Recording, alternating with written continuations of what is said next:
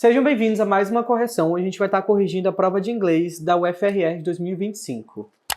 Na primeira questão, a gente tem um texto, mas aí eu já ensinei vocês em aula, em vídeo, que a maioria dos textos que eles colocam no vestibular não é necessário fazer a leitura. A gente primeiro tem que ir logo para o enunciado, para ver se no enunciado já não dá todas as informações que a gente precisa, e aí a gente não perde o tempo lendo o texto. E aqui, como eu disse, o enunciado já estava nos dizendo tudo que a gente precisava fazer e a gente não precisaria ler o texto, porque no enunciado está pedindo para a gente marcar somente quais são os verbos regulares e irregulares. E aí, essa é uma questão muito fácil, porque a gente sabe que em inglês todo verbo regular no passado vai terminar com ed. Então, com isso, a gente vai lá no texto. Os verbos sublinhados são struggle, tried, issued, gave up e thinked. E aí nós temos 1, 2, 3, 4 terminando com ed e somente um que não está terminando com ed, um que mudou totalmente sua estrutura. Então nós vamos começar com regular, regular, regular, irregular e outro regular. Então, nós temos aqui nas alternativas regular, R, R, R e R. Nós vamos ter R, ok. Essas duas aqui a gente já pode eliminar. Então, pode ser R, R, R e R, alternativa B. Questão muito simples, muito fácil. Todo verbo regular, quando é transformado no passado, termina com ED. Alternativa B. Seguindo aí o mesmo texto, outro enunciado já nos dá tudo que a gente precisa e a gente não precisaria ler o texto completo. Aqui a gente está precisando somente ler o quarto parágrafo para dizer aí para a gente por que esse texto está sendo usado, por que esse tipo verbal está sendo usado. O simple present está sendo usado pela primeira vez no quarto parágrafo, ele quer o motivo disso. E aí a gente sabe que o presente simples é usado para indicar rotina, para narrar fatos, para falar verdades absolutas. Todas as alternativas aqui estariam certas se estivesse perguntando qual era a função do simple present. Porém, no texto, quarto parágrafo, que é aqui, está sendo utilizado o simple present somente para narrar a história do Garcia Marques. Então, como a gente está narrando um fato, está no presente simples. Alternativa E. Aqui, a gente já está falando sobre adjetivos comparativos. Eu falei para vocês que desde 2021, a Federal vem colocando pelo menos uma questão de adjetivos no vestibular. E mais um ano, isso não mudou. Tivemos mais uma questão com adjetivos, nesse caso, comparativo. E aí a gente descobriu também que o comparativo pode ser de igualdade, de inferioridade e superioridade. A questão que é que a gente procure qual é o adjetivo similar a esse adjetivo comparativo aqui. Younger son. He told me directly that the novel had to be destroyed, said Gonzalo Garcia Barcia, the author's younger son. Ou seja, o filho mais novo do autor. Todo comparativo, todo adjetivo comparativo de superioridade vai terminar com ER. Se aqui terminou com ER, o outro que também nas alternativas termina com ER seria better. As good as é igualdade, better é superioridade, inferioridade. Esse aqui está incorreto gramaticalmente e aqui é superlativo, não é comparativo. Então a única alternativa que é exatamente igual ao younger é o better. Na questão 67, a gente aprendeu sobre question tags. A gente fez um simulado aqui e nós tivemos uma questão de question tags. O que são question tags? É sempre a perguntinha final que você faz após você ter feito outra pergunta. Por exemplo, ele disse que fez a tarefa, não fez? Em português seria mais nesse sentido. Em inglês a gente tem umas regrinhas básicas para colocar eles. Então, por exemplo, se a gente começa a frase inteira na afirmativa, a question tag, que é a perguntinha final, tem que ser na negativa. Se a frase começa na negativa, a question tag tem que ser na positiva. Então vamos lá. Let's go to the party. Shall we? Porque estamos falando de convite. Sempre que a gente está convidando alguém para algo, a gente vai usar o modal verb shall. Dito isto, a alternativa correta, por eliminação já de cara, a gente vai estar usando a alternativa B. Porque os outros não se encaixariam. Sempre que for convite, a gente vai usar shall. Então ficaria, let's go to the party. Shall we? Open the door. Will you? No one can solve this issue. Can they? Aqui já está na negativa, então aqui tem que ser na positiva. They play the piano. Don't they? Everyone attended the ceremony. Didn't they? Se está no positivo, aqui está no negativo. Aqui a gente sabe que a gente imaginando aqui tem o do. They do play the piano. Que a gente não coloca o auxiliar do nas afirmativas, somente nas negativas. Como aqui está afirmativo, aqui virou negativo. Question tags são somente essas perguntinhas que a gente faz no final de alguma frase. Na questão 68, essa daqui é a mais difícil, porque a gente tem que saber qual é a diferença de make e do. Ambos são o verbo fazer, mas a gente costuma dizer que o make é sempre algo que você produz com suas mãos e o do são ações. E aí, nas alternativas, todas elas mesclando assim, tem verbos que a gente pode usar com do e verbos e ações que a gente pode fazer com make.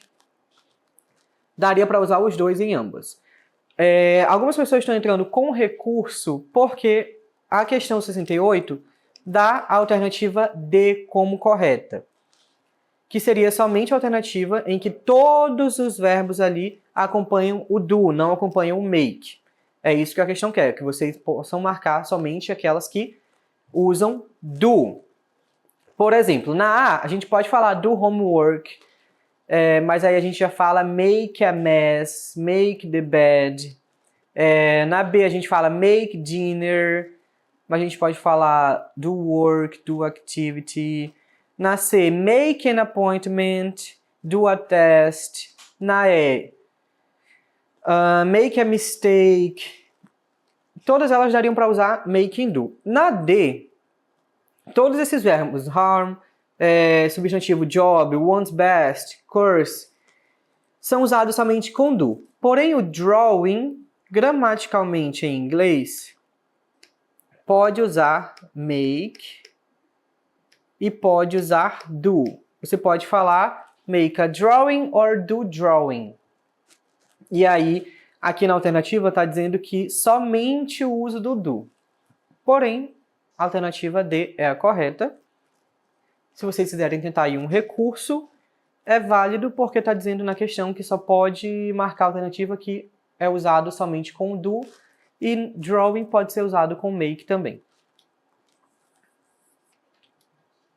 Na questão 69, a gente precisa...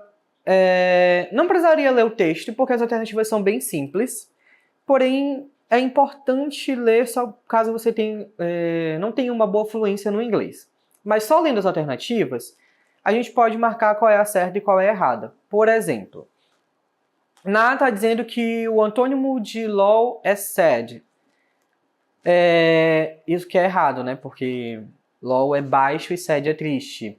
Na C, está dizendo que o termo doubt means a feeling of state of certainty, ou seja, o termo dúvida é um estado constante de certeza, já está errada. Na D, in time se refere a uma coisa que não é pontual, sendo que in time é uma coisa pontual, é totalmente o oposto. A palavra fear, que é medo, é o sinônimo de boundness, também está errada gramaticalmente. A única alternativa correta é a alternativa B, e aí vocês poderiam ter se confundido com a palavra die, que pode ser um verbo, mas aí sendo substantivo, no caso é o verbo morrer, mas sendo substantivo é dado. E aí, dice é o plural de dado. Então, seriam dados. E aí está bem aqui nesta linha do texto. Então, dice é o plural de die. Seriam dados. Correto. Questão 70. Aqui também não precisaria ler totalmente todas essas frases, porque no enunciado está dizendo qual é o uso correto do pluck. Pluck significa arrancar, depenar, puxar, tudo isso.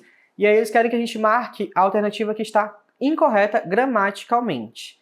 A alternativa incorreta é a alternativa A, porque não existe um estômago arrancado. Essa é gramaticalmente incorreto. Todas os outros usos do pluck está correto. Por exemplo, ele matou o frango e aí depenou. Ela dedilhou a guitarra. Ele arrancou a rosa do vaso. E puxou a criança do lago. Então, tudo isso faz sentido, são todos os significados de pluck. O único que não é a alternativa A. Na questão 71, a gente só tem que marcar as preposições corretas. E aí, começando já pelo primeiro, a gente pode já excluir todas essas 3 alternativas, porque aqui sempre vai ser by the edge. Ele chegou bem na ponta. Ele chegou bem na ponta. Então, a primeira a gente já pode dizer que é by, então a gente escolheria A, B e E. A segunda, aqui seria by, e aí to the Lord mumbling himself. By, of, to himself, at, sobering up, of,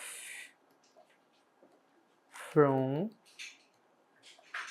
e off. Essas são todas as preposições corretas. Na questão 72, a gente tem que completar com o verbo no seu tempo verbal principal, ou seja, a questão se trata de tempos verbais. E aí, no primeiro ponto, a gente tem they would be rather angry if you... alguma coisa, then. Nas alternativas nós temos have, stay away from, did not visit, forget, ignored, are aware. A alternativa correta é a alternativa B. Porque A não pode ser, porque a gente não está falando de presente perfeito no início da frase. Não está aqui nada que indica que seria presente perfeito, então a gente não pode usar o presente perfeito aqui. Como a gente está falando de possibilidade, esse D aqui é o would contraído. A gente está falando de possibilidade, a gente não pode usar verbos no presente. Se é uma possibilidade, a gente não tem certeza, então são verbos no passado. A gente poderia ter marcado ignored, esse daqui a gente pode excluir também porque está no presente. Poderia ser alguma dessas duas alternativas. What would do if someone rob you a lot of money? E aí, por questão de gramática mesmo, roubar não faria sentido. Roubar não faria sentido aqui nessa ocasião. A gente está falando de o que você faria. Aqui está com would, então é uma possibilidade novamente. Possibilidades estão sempre no passado. O verbo que se encaixaria seria o gave, e assim a gente poderia já excluir as questões. Então é isso. A prova de inglês estava consideravelmente fácil. A gente já tinha trabalhado todos esses tópicos, na verdade. Não caiu interpretação textual. Os textos que tinham aí na questão todos eram ligados à gramática. E é isso mesmo que a Universidade Federal aqui de Roraima cobra. Gramática de inglês.